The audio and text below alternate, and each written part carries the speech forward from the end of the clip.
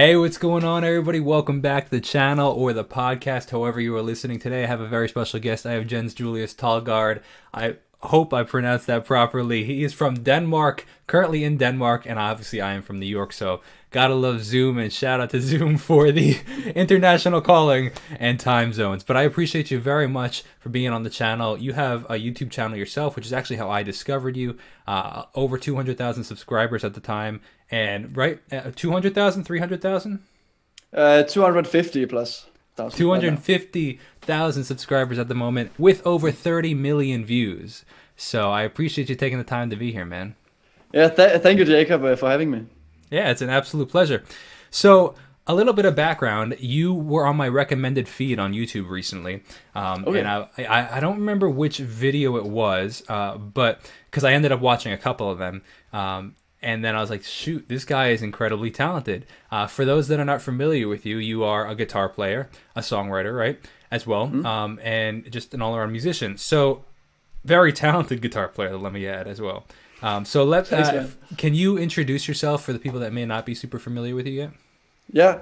Well, my name is, just say it again, JensJulius Tejlgaard. In Danish, you would say JensJulius Tejlgaard. So I'm from Denmark. I usually call myself a JJ in foreign countries. And I play guitar on YouTube. I usually do pop songs and make it into rock songs. And I do movie themes. Sometimes I do some Omegle videos where I play guitar on Omegle and I get some reactions. And recently I've started a lot of TikTok also, because you can get amazing reach on TikTok, and it's so fun with that format, that short format. So I also do that. I produce a lot of music, and I'm also a songwriter. I haven't posted anything yet from that, but I hope so. That I will in the future. That's the plan. I love that. Yeah. That's phenomenal, man. And so a couple of the videos that I saw were obviously the covers you did. One was talking about, I think the first one I ever saw was you talking about a specific guitar. Like, it must have been like some sort of brand deal or something like that, and you were talking about the guitar that they must have sent you. And then I stumbled across the Omegle videos, and I love that genre of video just in general, where there be people doing magic, people rapping like Harry Mack does, or like how you were doing playing the guitar for people. I love that style of Omegle. Hey, let me I don't know who you are, but let me show you this, my talent kind of thing, you know. Yeah, it's fun to get the reaction. It was really cool. So I would love to talk about that actually for a sec. How did that idea start, and then how did you go about doing something like that?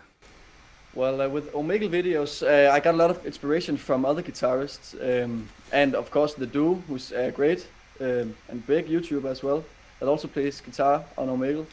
And I thought I would that my plan was to get a little bit more of my personality into my content. So it's not just the covers. I felt like there was a distance from me and my audience. So I decided to try this out with Omegle videos, and I didn't know how to set everything up. So it took a lot of time with the cameras and the microphones and recording the guitars and editing it all together with 3 different screens that has to play together at the same time.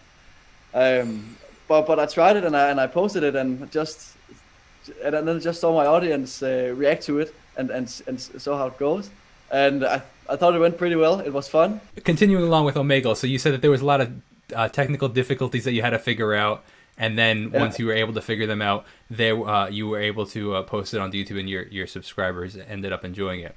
I relate to that a lot, and I appreciate the fact that you were able to kind of push through that like frustration of like, when overwhelming, it's like, well, how do I do this? You know what I mean? Where do I even start? And then so many, that I think that stops so many artists. They're like, I don't even know where to start, so I'm just not going to do anything. But I appreciate the fact, and I think the people that end up succeeding are the people that just give it a shot. The first time they do it is terrible, and it's a disaster because nobody knows what they're doing. But you keep pushing through that, and then it ends up being great. You know what I mean? So could you talk about a couple of technical difficulties that you had? Well, some technical difficulties was the editing and how I got the sound right and something like that. And I really relate to what you're saying there, because as an artist or content creator, sometimes you just have to put yourself out there, even though you're scared of the reaction of what that might be. and you just gotta test some things out and do it and see how it goes. And if it goes well, you can keep on doing it. If it doesn't go well, but you like doing it, then you got something out of it, and then you kind of adjust. But yeah, there will occur a lot of difficulties in the beginning when you try a lot of new stuff, and it did for me as well. So now I think I've made 3 Omegle videos now, and the quality, I try to make the quality better each time. But it will also get better if you look at my videos from my very first YouTube video to now. Then the quality also is extremely different, I think, because you get better at all the technical, like camera angles and what camera should you use and lighting. Like I have a lamp right here that's pointing at me, and I didn't know all about that, so I had all these yellow videos in the beginning, but I just cared about the sound. But of course, you have to care about the picture as well. Couldn't agree more. I think that is such an important aspect of the creative world that so many people again miss out on. They look at your quality now and they're like, oh my gosh, I don't know how to do that, or I don't even know how to get to that level. But they don't look back at your videos from whenever you first started, or I get comments all the time. Oh my gosh, your camera quality. Oh, your studio. Like, yeah, but so I tell people that want to start their own channel, I'm like, go back to my first video, watch that one, then go 6 months later, watch that one, then go 6 months later, and then 6 months later, and you'll see after 4 years, 5 years, 6 years, it's a slow progression of slowly changing one light. Yeah. Changing one, changing that, whatever the case is. Like it's a slow progression, and people don't see that, so they end up going out and buying all this gear. They don't know how to use the gear, so it still looks terrible. Yeah, exactly. And that's also why I don't delete my old videos, because I could make them better. And sometimes I do a recover of something, but I like that people are able to see that progress as well. So they can see the first video and maybe get something out of that, and then look at the new ones. Yeah. I completely agree with that. I think I love that, actually. And I think it takes a level of confidence on your behalf to be like, I don't care if they don't quote unquote look as good, because that's where I started and that's the truth. And I appreciate that authenticity. I got something on my Zoom that says Zoom can't detect your microphone, but are you still able to hear me? I am, actually. So I wonder if that's what's happening. I wonder if it's going in and out between detecting it, because it did get quiet again and then it got loud again. So how about now? No, you're good. You're good. It's good. Fine now. Okay. It is. Yeah. It's all good. So I'm curious now and I want to get into a little bit more of your backstory in a second, but this stuff fascinates me so much as a content creator that I just love asking questions about it. Your Omegle videos, have you started chopping those up and putting them on TikTok yet? I did in the beginning. I got some reactions on there, but no, I haven't actually. My plan was that I would do separate videos on YouTube and then different videos for TikTok. So there would be a reason to follow each place. But it would be a lot easier for me actually if I did that. And I guess when I did it, I didn't get that much attention on it, and they didn't perform as well. So the videos that perform well on TikTok, I have to focus 100% on TikTok. So with that format, and I make this for TikTok. That's the video for me that has performed the best. But it's a great idea if the reaction is really great. I think I will do it, and there has been some great reactions. That's interesting. But it has to be like one. I think I have to show this because it's just amazing and it will go viral. Yeah, that's really interesting. I'm surprised actually that they didn't do too well on your TikTok. I could see them doing well, and I'm surprised that they didn't. So the TikTok algorithm, what people want, it's always changing, and it's always so different, man. So it's just constantly trying to adjust. Yeah, and I think here in Denmark, that's how I read the algorithm. It's like when you post a video in Denmark, it goes around to the Danish people at first, and if they like it, then it continues over the border. That's how I experience it. That's super interesting. Yeah, it is, but it also locks down because I don't have that many Danish viewers on my YouTube channel. Because my content is, what do you say in English, matches a different what is it, target group. Yeah, demographic, exactly. Yeah, exactly. That's really interesting. So I would love to know, what are some of your bigger demographics? Like, where are It people is watching? right now. It's America, and then it's Asia. It has been Asia for a long time with Indonesia and I think the Philippines. But Oh, now that's it's so also fascinating. yeah, it's Because really cool that's that they like it. very similar to mine, which is Okay. just very interesting that, like, America's number one, and then pretty much Indonesia and the Philippines are tied for two and three. Mm, And then it's the UK, but the UK is like way below. So, for example, if it's like the US is like 25%, the Philippines and Indonesia are around like 11% each. And then it mm. drops all the way down to like 4% for like the UK. And Yeah, then that's like a and huge then it gap. just a ton of random other stuff after the fact. But I'm super fascinated with the fact that you're two, like, it's very similar for us, because we have very different channels.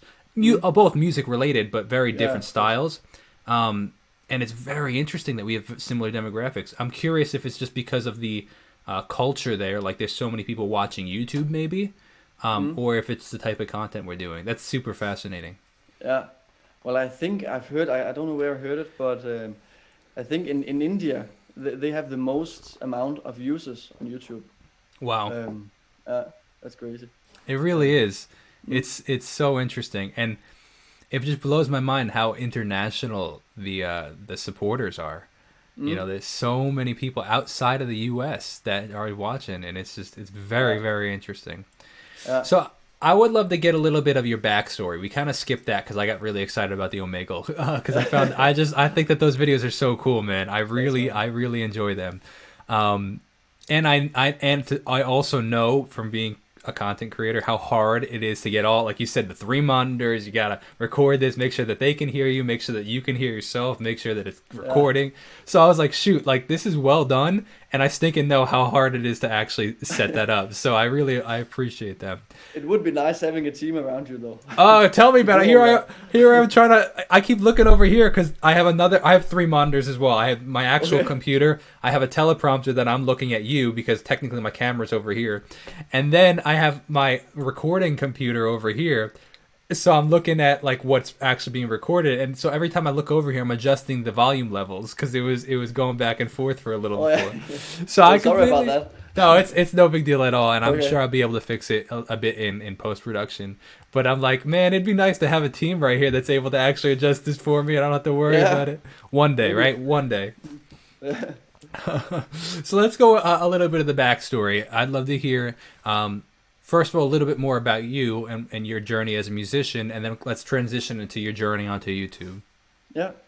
Well, I've actually well I I'll start again. It's all good. When I was 18 years old, I've always made a lot of music, especially with my little brother that also features sometimes on my Oh, channel. cool. His name is William, and we made a lot of music together. And then we had these original tracks, and I really thought they were really great. And then I sent it to some record companies, and I didn't get any answer. But then after 3 months, then I suddenly heard from a great record company here in Denmark, Wow. and they wanted to meet with us Wow. and discuss our future and what we want with music. So I was really hyped. I didn't know anything about the music industry back then. So I was like, yeah, I'm gonna be a star now, and we are with my brother.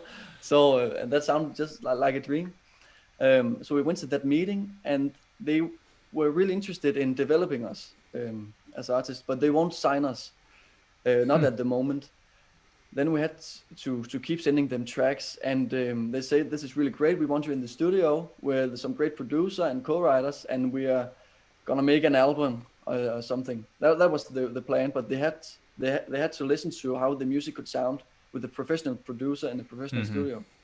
So so we did everything we could to get to that. And when the day came and we had to go to the studio, then the producer was on vacation, and then he had to play with Glenn Hughes, so he couldn't produce for us. And then had to find another producer. And as time kept going, we didn't go, and suddenly it just like kind of faded out our relationship with the record company. Mm-hmm. And then I thought to myself, okay, well, if I can't get this record company, how can I achieve my goals and my dreams then? And I thought about, well, what about him? I always enjoyed watching YouTube videos and guitars, and I can play guitar, so maybe I can show that on YouTube. So I started posting. I posted a long time ago, somewhere when I was a little kid. But I thought to myself I would start posting regularly, like a cover once in a week, and then I did that. And I think it was fun to begin with. The views were very low, but I didn't care. I just enjoyed it. It was so fun to make. And then I think after I've made 14 covers or something, then I made a cover named of the song Havana by Camila Cabello. You familiar with Sure. that? Yeah. Yeah. And then suddenly I had a video with 80,000 views. I've never had that before. So I was like, whoa, can I walk out in the streets now with 80,000 views, or they're gonna take pictures?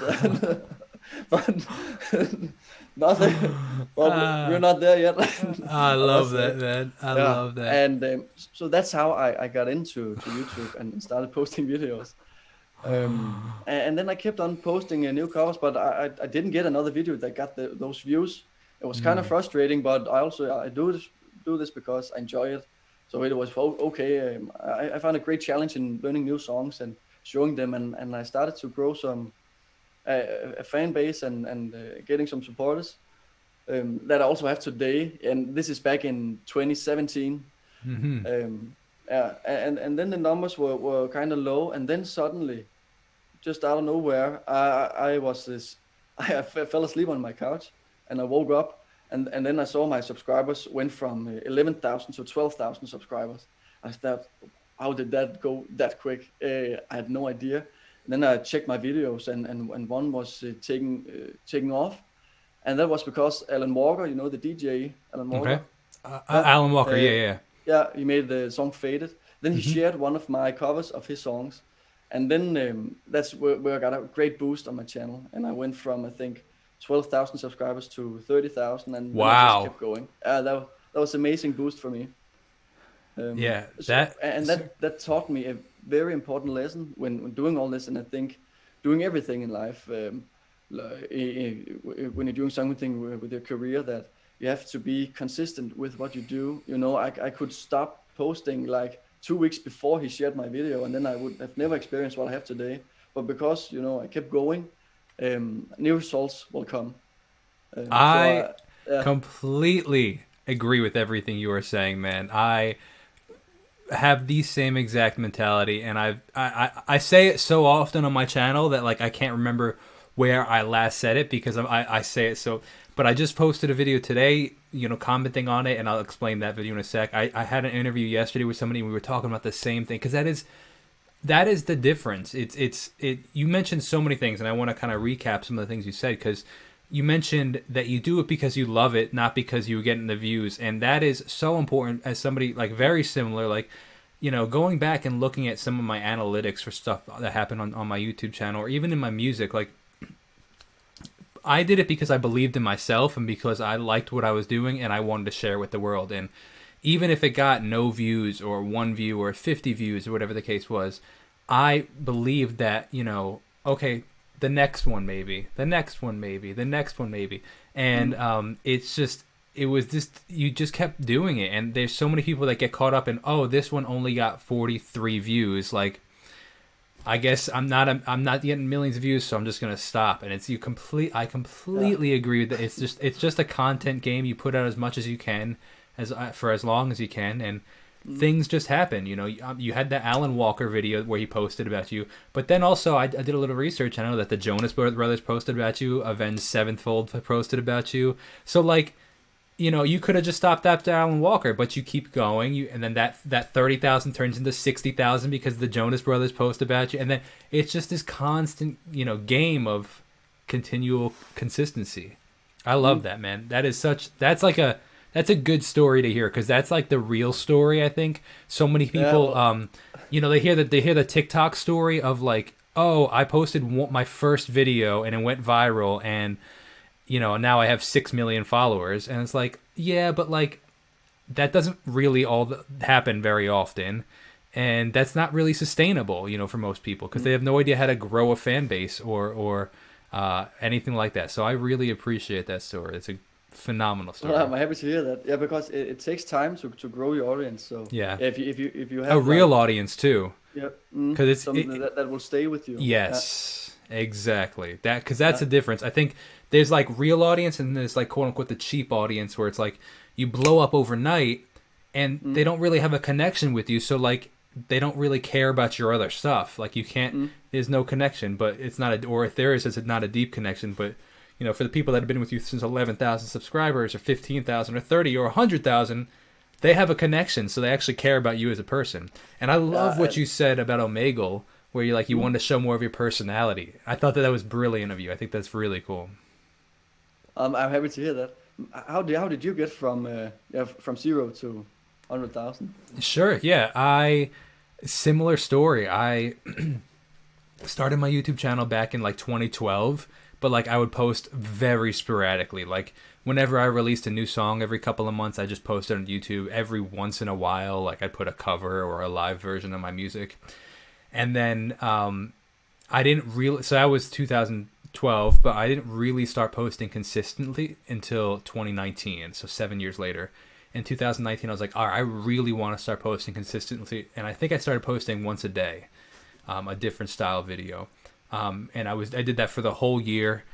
Leading into 2020, and then when 2020 hit, I just had the opportunity to post I realized and had the opportunity, but realized, okay, everybody in the world is home, so everybody in the world is on their computer. So I just started posting as much as I could, and it worked. You know, I've tried, and so I went from. It took me forever to get like 1,000 subscribers, and then even then it took me forever to get to 2,000. I mean, at the start of 2020, I had 5 less than 2,000 subscribers, so 1,995 subscribers, and we went from. In 2 years, you've grown from 2,000 to over 100,000 now. Yeah, so it was in 2020 we went from about 2,000 to close to 20,000, and then in 2021 we went from about 20,000 to about a little over 100,000. That's amazing, man. Thank you, and I'm really grateful for it.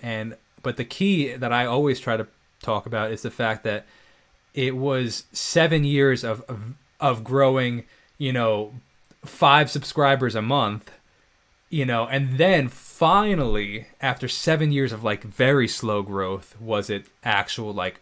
It's the exponential curve, it goes like this forever, and then finally one time at some point it goes like this. Yeah. Right. That's the stuff you gotta wait for. Exactly. Yeah. Exactly. I would love to hear about the Jonas Brothers though, and Avenged Sevenfold. Can you talk about those? What was that story? That was that is on Instagram. Well, Jonas Brothers, they didn't like share my video. They just liked my video, one of my videos, and then I posted a story where I played Tejlgaard by Avenged Sevenfold, and they shared it on their story. That's cool. Yeah, it's so cool because they watched it. So that's so nice. Yeah, it's remarkable. That's an awesome feeling that you can reach artists like that. Yeah. And it's so easy to connect to all the people, also to connect to your supporters and to reach like your idols. Yeah, for real. At the same time. Absolutely. I'd love to hear about how you create these videos. So, do you write your own tabs? Do you figure it out yourself? Do you find them online? What's the process of you learning these songs? Is it all by ear? Do you and then what's the process of you like filming them and putting them out? Well, I listen a lot to my audience, what they say that they want to hear, and then I look at what is trending, like what could get some views, so somebody gotta watch it, and then I mix that and I do it by ear. If it's a pop song, I listen to the melody and the chords, and then I record it in my studio, and it's right here. That's not on, but I have it. So I record it there, and then I film it just behind me. Mm-hmm. And I got these new lights. And I dropped it. It's all good. That could be the intro for this. Yeah.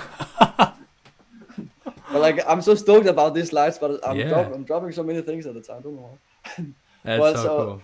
To optimize my videos, but with specifically guitar tabs, I sell guitar tabs on my homepage. I saw that, yeah.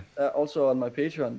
I'm not able to read sheet music or write sheet music, so I have to get in touch with. So I pay someone on Fiverr actually to make my tabs for me. Really? That's cool. Yeah. I like. So Right. what do? Do you send them a video of you playing, kind of thing, or how does that work? Well, there are so many talented people on Fiverr. It's incredible. I don't know how they do it, but What, you I just just have to send them send your my video? yeah, I do. Oh And then my they can just gosh. like look at what I play, and then I get the tabs. I should utilize Fiverr more. That's brilliant. I love that, Yeah, man. I think it's that amazing. is. Yeah. Because it's like you can get it's like hiring Yeah. a team member to your company. Because if I was to do all my tabs, I would do it all day because it would Yes. take me so Yes. long. But Oh, yeah, that's so but brilliant, man. it is because when they make my tabs, I can focus on making my videos, and Yes. then it just grows quicker. I completely agree, and you were so right on. That's brilliant. I love that. Like you said, yes, it's an expense, of course, at first that you could reinvest somewhere else or you could keep for yourself. But you, like you just said, you're reinvesting into the business by trying. Now you have the time to focus on filming another video or learning another song instead of Exactly. sitting there for 6 hours trying to figure out your own tabs. I love that. That's phenomenal. That's really cool. What? Thanks. I'm curious, and whatever this is all just my curiosity, so whatever you're comfortable sharing or not. Are people interested in purchasing the tabs? Like, do they do well? The sale of tabs? Yeah, but if they didn't do well, I wouldn't sell them. Because there was a high demand for it. Like a lot of people Oh. want to play what I play, and I really wanted to show them how I do it. But if I think I will make tutorial videos in the future one time because that's something I think I will do. But for now, the tabs works fine with that. I think they can create the amount of income that makes me do this for a living. So you're a full-time content creator then? I am actually studying on the side of this, but Okay. I am You don't have another it- job essentially. It's studying and being a content exactly. creator. Wow, so it's really working, and that's phenomenal, man. I'm so glad to hear that. I'm happy for that. Yeah, that is really cool. I would love to talk now, kind of transition into something similar, but the first video I ended up seeing of you, it was I don't remember what it was called, but it was a recent video, but it seemed like it was some sort of brand deal where like you were testing out the guitar that they sent you. I think, and let me give a little bit of backstory. Part of the reason I love doing these interviews is I love showing insight to beginning artists that kind of want to get started but don't know how. There's no blueprint for being a musician, right? So I love just kind of sharing all the thoughts that are possible because there was no blueprint for me or you when we started. So, and I also want to prove that it's actually possible to have success but show how people got there, right? Because so many people are saying it's impossible. You'll be a starving musician forever. It's like, that's not true. You actually put the work in, like you said, and things actually happen. So I'm curious, the brand deals come to you? Do you reach out to them? Do you have a PR, what is it, PR or AR? Whatever. Do you have an agency that does it? Is it all yourself? I would love to hear about that. Yeah, of course. Well, I have a great contact. His name is I have an agent. His name is Tony, and I wrote to his agency back in the days where You I asked what with him his agency? his agency is called. No. You. I'm sorry. Did you say you wrote for the agency? No. I emailed them. Oh. Okay. I'm sorry. And I asked if like what this is. I was so new in this. Like, can we help each other? What is this? I want to have an agent. And so I have an agent that sometimes presents some offers for me, and then I can I can agree on a deal. I can say no, I don't want to do that, or this doesn't fit what I do. But I could be reaching out more. But to keep it simple, mostly they contact me, the brand deals, and then I have to decide like what should I do of these brand deals. Like I don't want to do too many because I want to do what's relevant. Like there's a lot of things you gotta think about before doing Absolutely. these brand deals. It's so funny how sometimes you get the most random requests from brands like, hey, I own a air condition company. I'd love to promote on your channel. And it's like, Okay, but like I don't know if I noticed the relevance here between your product and my channel, but no, Mm, that's very, very interesting. yeah. Now, And the thing you have to keep in mind it's often like if it's a promotion or brand deal that doesn't have anything to do with the channel, the money is usually good, but that will affect your channel like in a bad way. You know, you have to do something that is a little bit relatable, I hmm think, for my brand. But I love when guitar companies write to me and they ask if I will check out this new guitar. I can show them to my audience yeah, because I know it's something they will want to watch, and I try to present it as best as possible to make the video entertaining and also to create a great deal for the brand and a great video for my viewers. hmm So that's a balance between that. absolutely. Mm.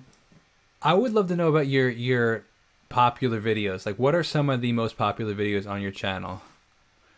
On YouTube, it is right now it's Dance Monkey, like cover made of that, Uh-huh. and yeah, it is. Okay, can't exactly remember them actually. Yeah, no, it's all good. Same here, but it's primarily covers Sure. that are How doing often do well. you post? I used to post once in a week, and then I posted like twice a month. Some day or sometimes I also post twice a week. It varies, but right now it's like either one time a week or two times. What do you say? Do Two you times a month. Yeah, Okay. that's it. Mm. Do you notice that if you post more, it does better, or do you notice if you post more, it does worse, or do you not notice any difference? If I if I were to post a video every day, I would love to do that, but the amount of time it takes me to make a video, it takes too long. But let's say I could post a cover every day. Um, um, I think they won't perform as well because what do I say? I've tried if I post some videos close to each other, they don't perform as well as if there is some time between them or a Interesting. great interval. And maybe it's like it becomes a greater, not like it's something crazy or something, but like a greater event if there's a little bit more time between hmm them, if it's a huge cover or something. hmm But it also depends on what kind of videos I make. Like if I could make reaction, if I make reaction channels or anything else, I could post more often. That will also hmm work, I think. hmm But it's mainly because it takes a lot of time for me. Sure. How long does it typically take to make a video? It varies from the song, but Hmm. if I already know the song, like know the melody, I can usually pick it up quick and record it. So I would say it takes for me a day to record the backing track, and then the next day to record the lead guitar, and yeah, about 3 days, I think. Wow. 3 full days of like 8 hours work, or like a few hours here and there? Full hours. Wow. That's a lot of work. I mean, It is. they're paying off, but that's a lot of work. Have you It is. so and you make all your backing tracks and everything too? Mm, Wow. exactly. And I do that to kind of. There are a lot of other guitarists that also play that maybe play over the original track, and I thought, how could I like stand out for myself? hmm And that was one way I could make my own backing tracks, and then I don't got that many issues with copyright because I do that, and I Oh, can very also interesting. and I can also sell my backing tracks for those who are interested in Hmm. gaining them. And the backing tracks are phenomenal. I think that they're incredibly well done. But it Thanks, man. also helps you create, like, yes, it's more time consuming, but you become a better producer and a better artist in doing so as well. So it's like a win-win. You know, you Yeah. gotta I think to some degree, one of the hardest parts about being a musician is actually writing the stuff. That's why sometimes, like, I like doing covers because you get to practice your performing, you get to practice your craft of like making music, but you don't have to think about, okay, what chord should I use here or what lyrics should I use here. You just have to think about, how do I make this sound as best as I could. It's like it takes out almost some of the at least for myself, some of the stressful parts of like, do I use this word or this word, you know what I Mm, mean? And it's already decided for you, so now you can just try to work on actually making the music, which I find really fun. mm. Yeah, I'm yeah. So you can have your focus another place. Exactly. Uh, Exactly. When you say that you have some, or you hope to release some music, is that going to be like instrumental guitar music? Is that going to be like you singing with words? I'm curious about that. Well, right now my plan is to have different vocalists joining Cool. me to sing the songs, and there are gonna be some cool guitar riffs. That's cool. Yeah, and it's right now the idea is it's an EP of like 4 or 5 songs, and I have the songs ready, but I need to record some drums, like some real drums that also that's very nice on these songs, I think, and then I have to get it mixed and mastered, and then do some music videos, and maybe do a live concert where I stream from all my channels. Oh, cool. So, yeah, I have a lot of ideas with that. So I'm working on a lot of that while I also do these videos. Sure. Juggling so many hats, man. It's so funny. I recently saw like a meme on Instagram that a musician posted, and it was like, what people think musicians do all day, and it's them in the studio doing all this stuff, and then it's what musicians actually do all day, and it's like a pie chart, and it's like, you know, marketing and responding to comments, and you know, and then like making music is this little very very small part of actually being a musician. It's very funny. Oh man, what were you gonna say? Especially when you have to be your own both Exactly. manager and the record company, and you have to do everything yourself. Your own design department, your own this, your own that, your own marketing. Yes, absolutely. But you know what though? You learn so much in doing so. You know, I think that so many artists get screwed in the end because they don't know what something should cost because they've never done it before. They don't know, you know, how fast or how they can't say, oh, you're doing a good job with marketing if they don't know how marketing actually works. You know what I mean? So they hire this company for all this money and they don't know if they're doing a good or bad job. And I also realized that there was no one that was. I was making a lot of music in my parents' basement, but there was no one that was going to call me and say, hey, would you like to be a professional musician? Then we will do that for you, because you have to do all the work yourself. And I figured that out. Okay, I have to do everything myself, and I can also count on myself for that. So if I do everything myself, something will get back to me. That's a great point. Yeah. Thanks. I'm curious. So what's the not end goal, but like what are some of the goals for you? Like what are you working towards? Is it to be, tour the world with your music? Is it to play guitar and as a guitarist in a band? Or I'm curious about that. Well, I would love to tour with my own music, but also with a great band. That would be fun. I love touring. I've been with a band, but not as a guitarist, just as a crew member that has to check some sound. Oh yeah, cool. Yeah, but the goal since I was 12 actually was always I wanna do a living playing guitar, and the teachers always like, no, you have to pick a real job. They can't do that. Yeah, the same old story that I think every musician has to hear. Yeah. But that's why I love these interviews, because it's literally proving that wrong. It's like saying, hey, and it's not like screw youth kind of thing. It's like hey, look, it actually is possible. Let's just break the mentality that it's not. Yeah, exactly, Jacob. And that's the wonderful thing about the internet today, that you're able to do that. Yeah. You're able to make a living of your hobby if you're willing to put in the amount of hours and work to get there. Definitely.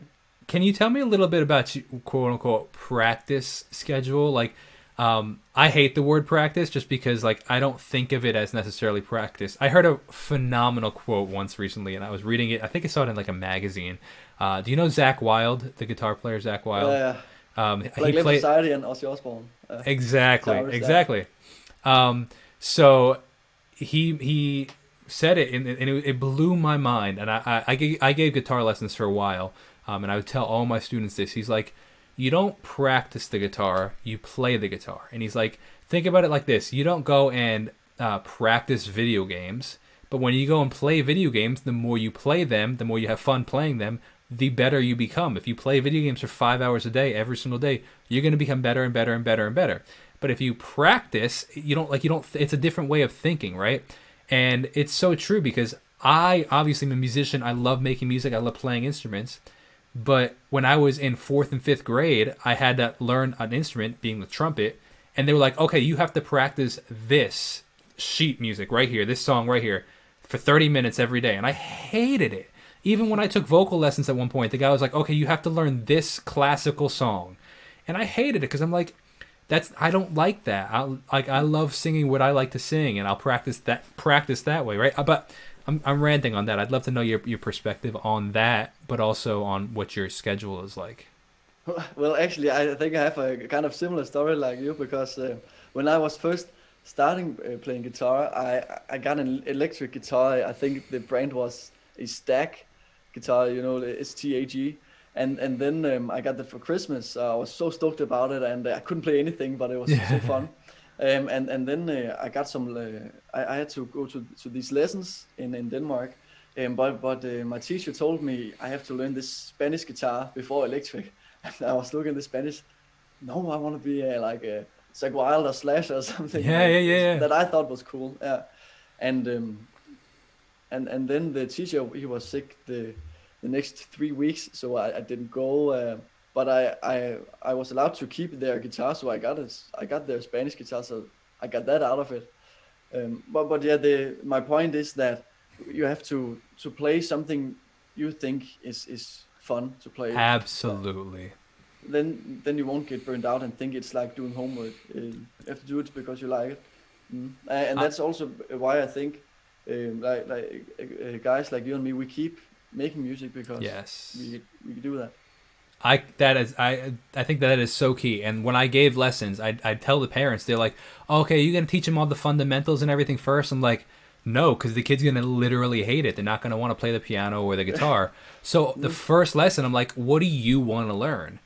And then from that, like, okay, oh, you want to learn Adele's new song? Cool. We'll find an easy Adele song for you to learn, and we'll start from there. And then as they're having fun learning that Adele song, I'll say, hey, do you know why this chord goes to this chord? Well, it's actually because there's 7 chords in a key and the key of this. And that, like, it's introducing all those fundamentals as they're learning rather than be like, hey, you have to play the C scale for 6 hours, you know, like, who in the world wants to learn the piano and just play the C scale, like, you know, or the guitar and just learn the C scale? No, you want to stick and play the guitar, not, but hey, you know, you learn the Stairway to Heaven. Do you know why these notes work? Well, they're actually based off the pentatonic scale. This is the pentatonic scale. You know what I mean? It's like kind of showing it like that.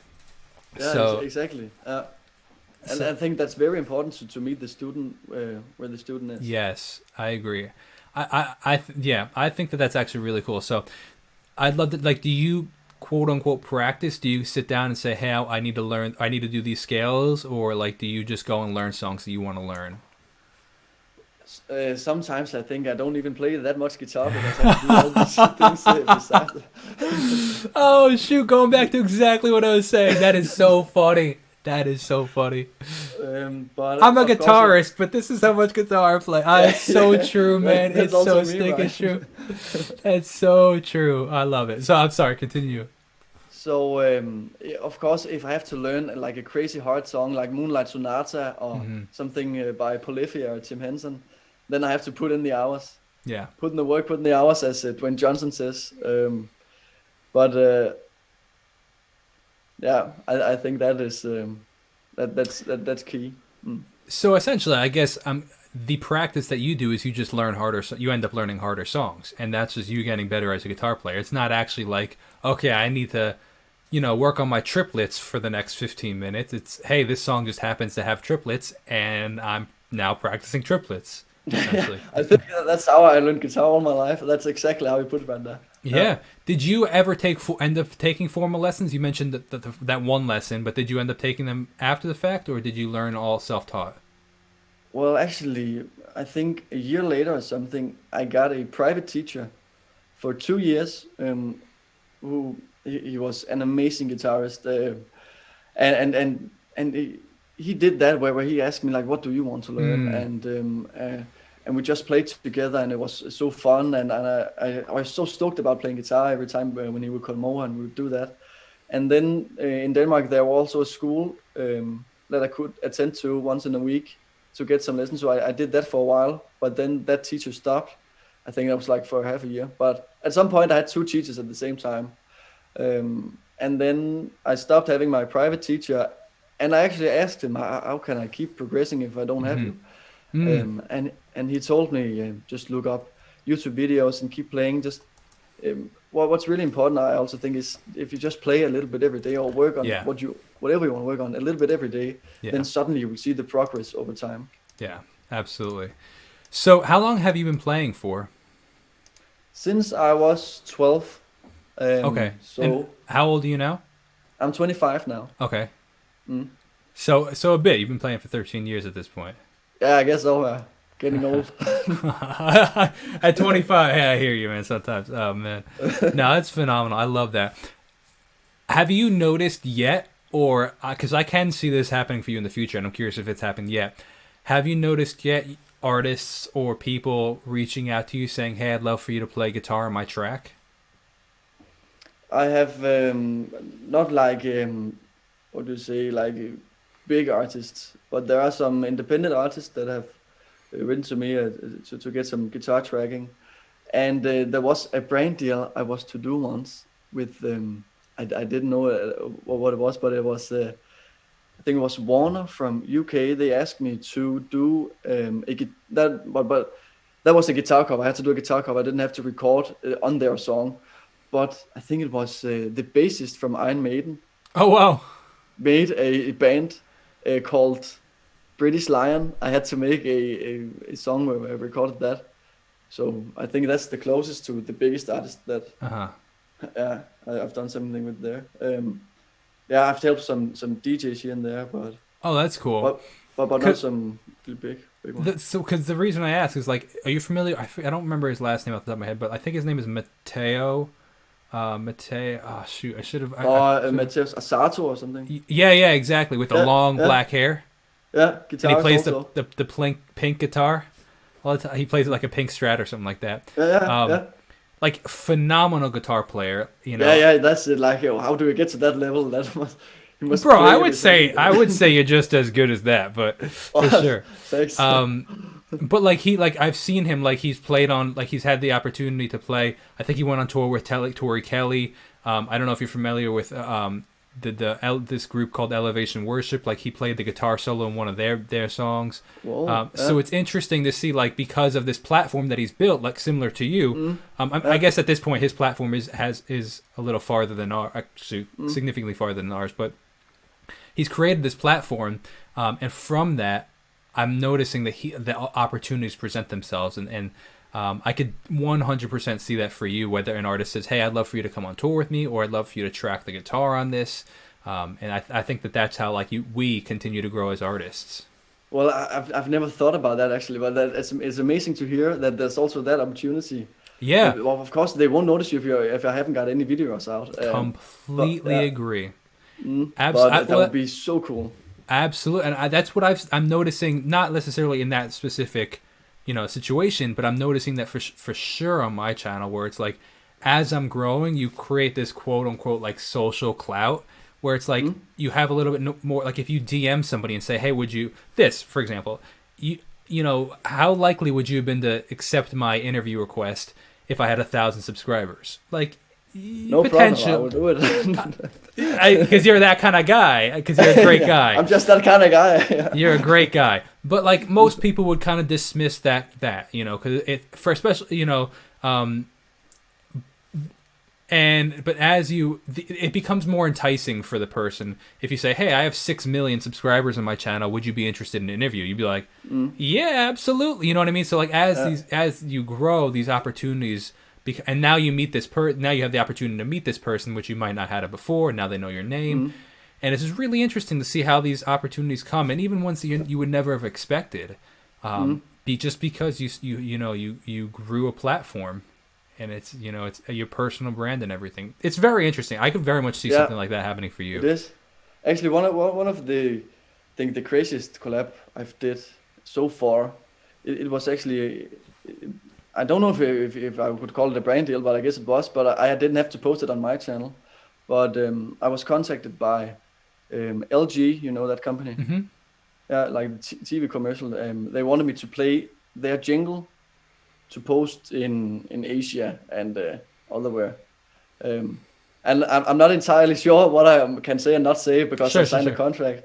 But but they But that's wanted me to. exactly what I'm talking about, like stuff like that. Yeah. That's amazing. Yeah, to get those opportunities. That Sure. I've never believed I would be in a commercial like that, but then suddenly here I am. Yeah, I Uh, love that. Exactly. And or like a movie, like somebody needs a guitar player for a movie, or like you end up tracking mm, the guitars for that, and then it just leads to something else. Or I think that that's really sick, man. I think especially you have the benefit of your talent is shown right on the screen. They click the video and they see how your talent. Whereas mm. like some of the stuff on my channel, you actually have to search for it a bit more, like my music and stuff. But it's really interesting to see how the opportunities that present themselves with you creating a channel and a personal brand, essentially Mm. a platform. I checked out your Spotify. You Oh, have I an original appreciate song it. with over with almost 1 million streams, right? Thank you. Yeah, that one. How did that happen? That is a phenomenal question that I don't know if I know the answer to. It's kind of like you set up all these dominoes. Do you know that domino effect where like if you knock one domino, they all fall after that? Yeah, yeah. It's kind of like that, but you have 10 rows of dominoes, and they all like you hit one, and you don't know which one is the one that knocked over the end one, right? Because like I was doing so much at the time where I was marketing in so many different ways, and I just don't know if it got caught in the algorithm, or I don't know if it was the actual marketing that I was doing. Whether it be running the Instagram and Facebook ads at the time. I don't know if it was because I sent out. Are you familiar with subscription boxes, like almost like the Dollar Shave Club? Have you ever heard of that? No, no, I'm not familiar with.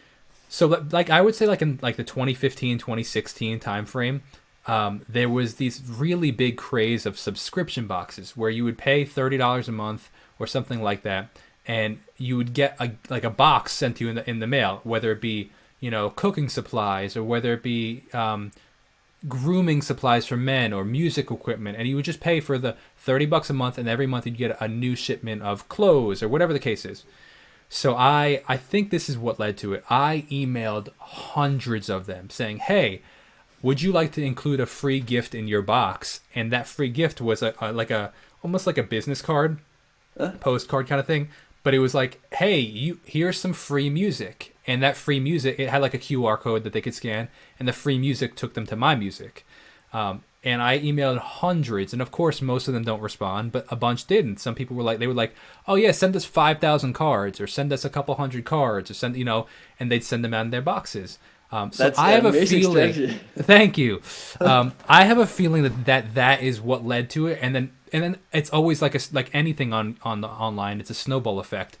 The algorithm says, "Oh, there's 10,000 people listening. Let's show it to another 5,000. Oh, these 5,000 like it. Let's show it to 30,000." And when that ball was rolling at the time, I hit a point where I had like 60,000 listeners a month on Spotify, and then it's trickled down from there. But like, I use that rather than be like, "Why don't I have that at the moment anymore?" Instead, I say, "You know what? That I did that once. We can do it again," kind of thing. Yeah, of course you can do it again. Yeah, but so great for you that you already did that. Thank you. It's a great story, I think. Thank you. And the funny part about it, it's almost like it's a blessing too, because it showed me that quality is subjective, in the sense of I've released so much music, and I've released music that I personally think is so much better than that song, but people don't seem to care. They liked that song, right?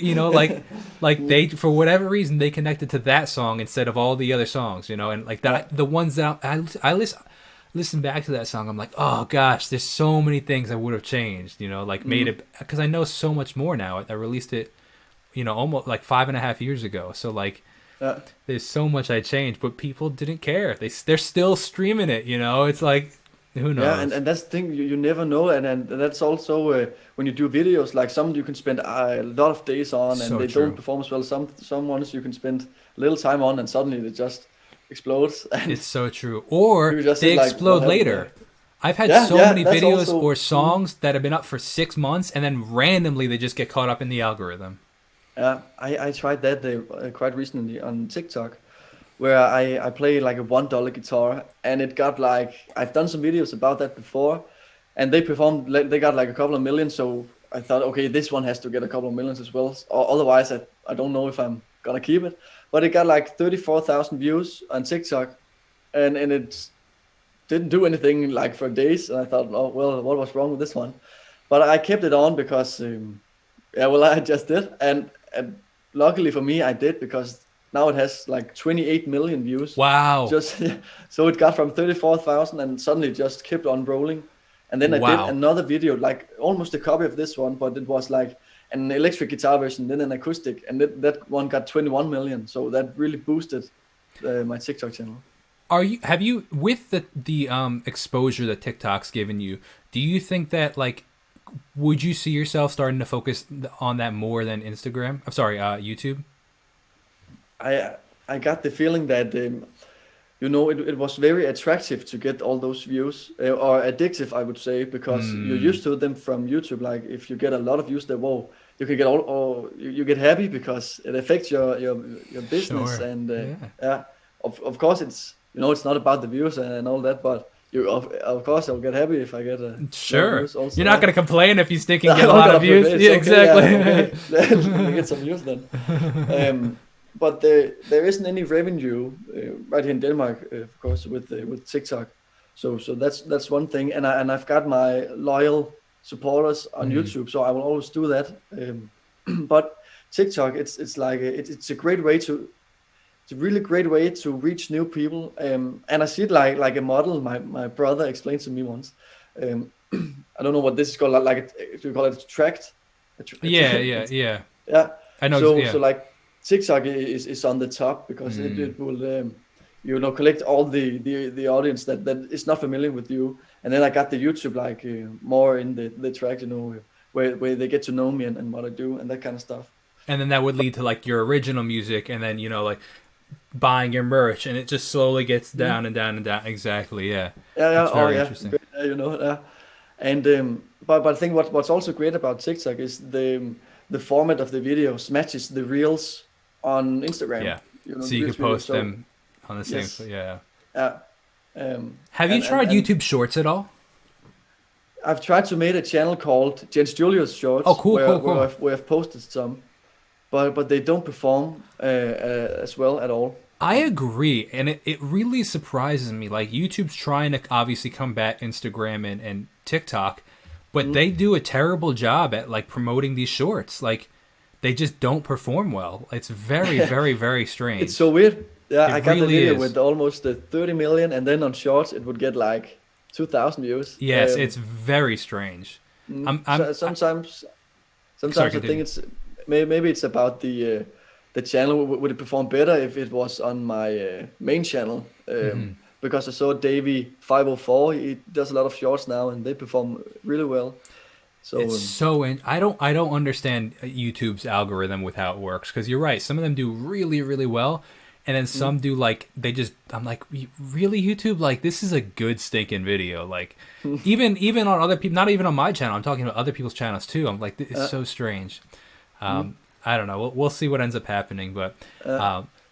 But I do know a guy here from Denmark that does a lot of drawing, and he's performed really well on TikTok and then really well on Instagram Reels, and then he did it on YouTube Shorts, and that also explodes. So for some, it works everywhere. It's true.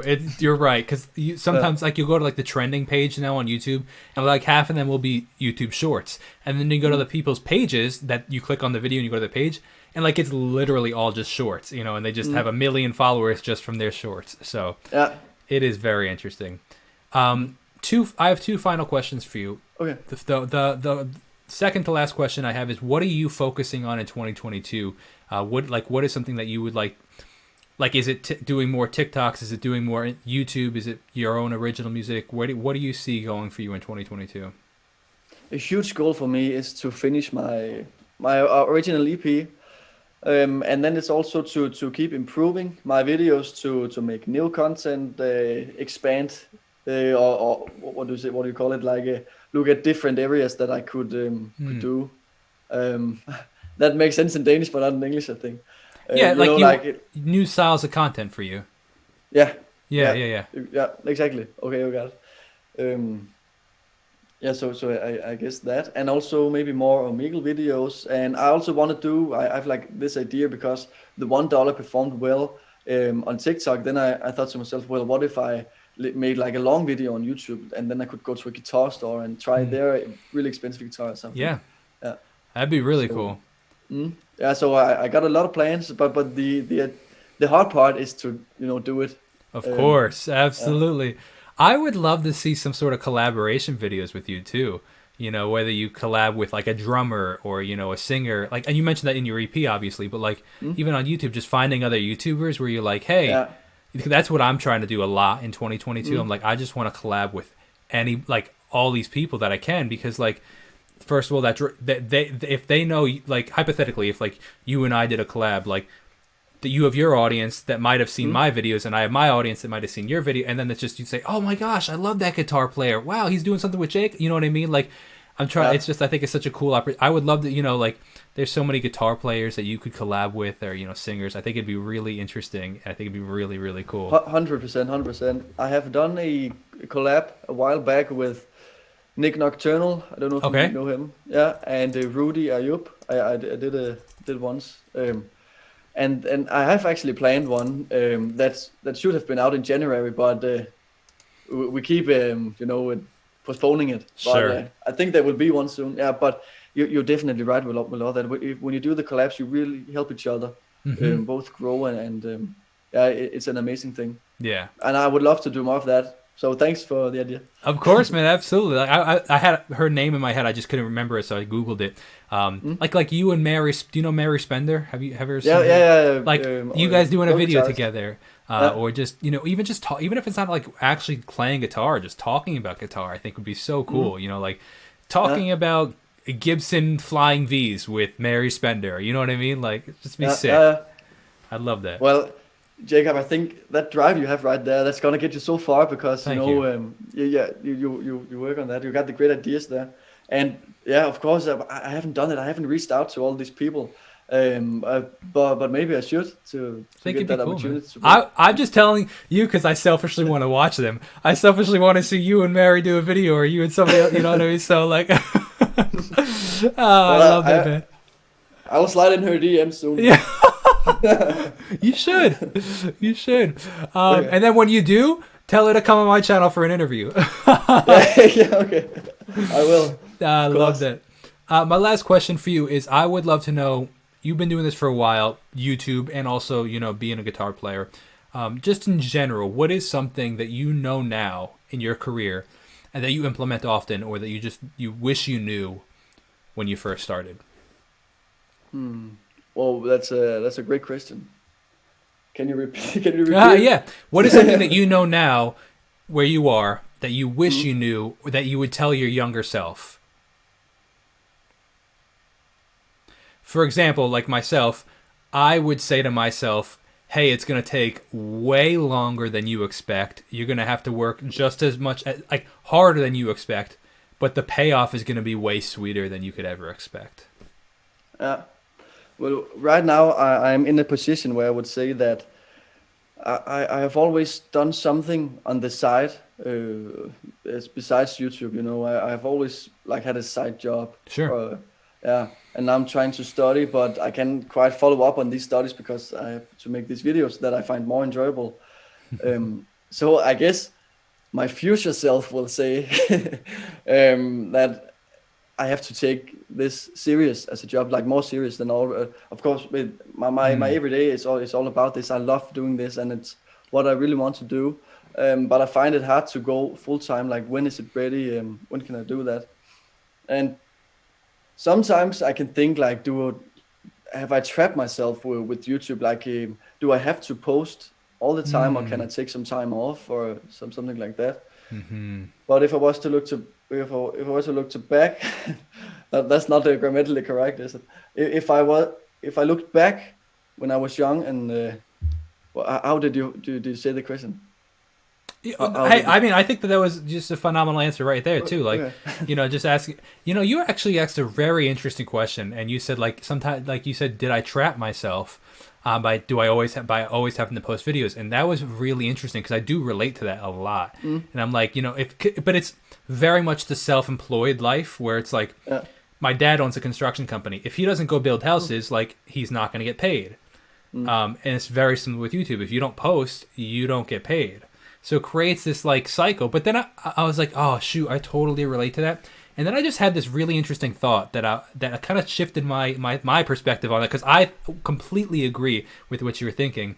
And then I'm like, yeah, but if I had like a regular 9-to-5 job where I went to like a bank and worked at a bank, if I didn't show up to work, I wouldn't get paid. So I have to show up. So it kind of is like this double-edged sword where it's like, oh yeah, if I don't make YouTube videos, I don't get paid, but at least I don't have to go and work at a grocery store, at a bank, or, you know, not saying that there's anything wrong with them, but like I love what I do, you know. So like that makes me feel a little better that like I'm not stuck here, because I have to make money somewhere. So whether it be at a bank or whether I be making YouTube videos, but well, that's a great mindset. I thought about it literally 30 seconds ago when you brought it up. So thank you for bringing it up. Actually, you're welcome.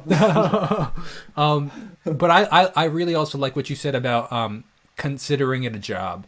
I think that is a super. I mean, you're already crushing the game. You know, 250,000 subscribers you're at 250,000. Like, you're doing a great job.